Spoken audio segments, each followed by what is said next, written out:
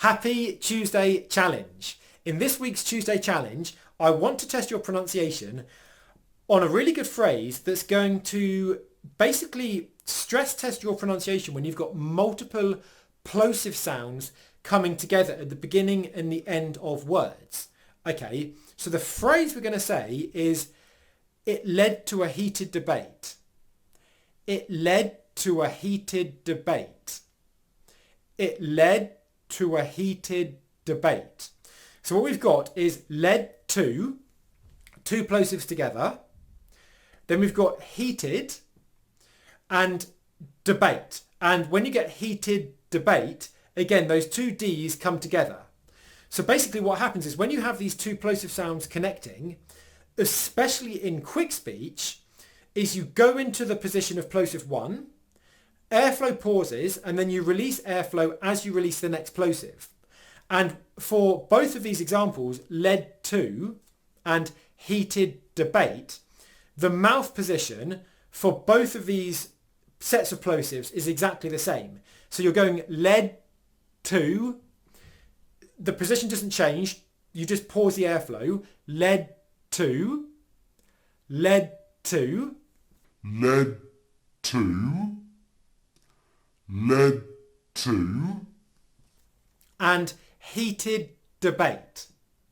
Heated debate. heated debate, heated debate.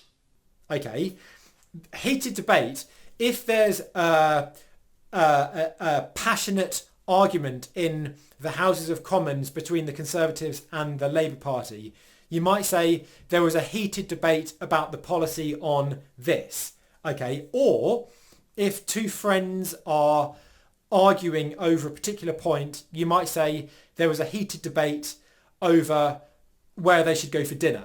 Okay, that kind of thing. So this is you're getting two things here. One, you're getting the example to practice, heated debate, but also it's a useful phrase to know if there's ever kind of like an argument going on, but it's not a proper argument. You could say there was a heated debate.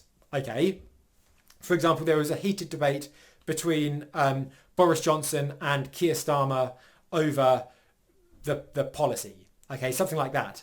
So let's get to it. It led to a heated debate. It led to a heated debate. It led to a heated debate.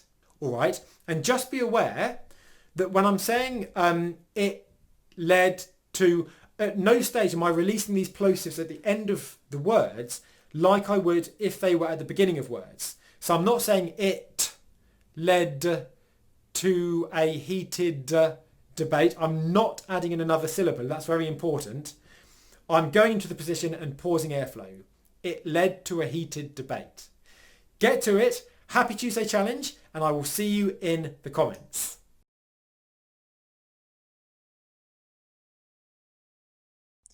If you found this video useful, then you will absolutely love my How to Speak English Clearly pronunciation program.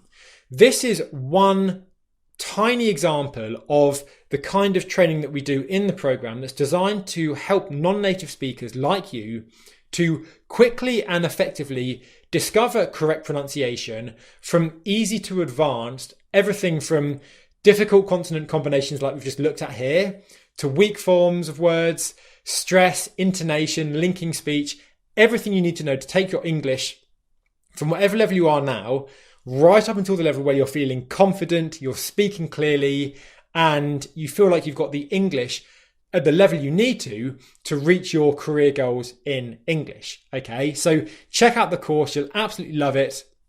If you found this video useful, leave it a thumbs up and subscribe and turn notifications on so that you don't miss out on any of my other pronunciation tutorials that come out on a weekly basis. Thumbs up and head over right now to the How to Speak English Clearly course, where you're going to see exactly how the pronunciation course can help you to achieve your career goals and your confident goals in English. I'll see you over there in just a moment.